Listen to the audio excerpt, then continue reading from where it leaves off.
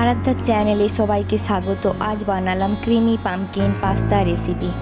প্রথমে পাস্তাটাকে ভালোভাবে সেদ্ধ করতে দিয়ে দিতে হবে এবং যা ইউজ করতে হবে সেই ইনগ্রেডিয়েন্টসগুলো হলো পামকিন বা কুমড়ো, কাজু, কিশমিশ, আদা, রসুন, পেঁয়াজ, ক্যাপসিকাম।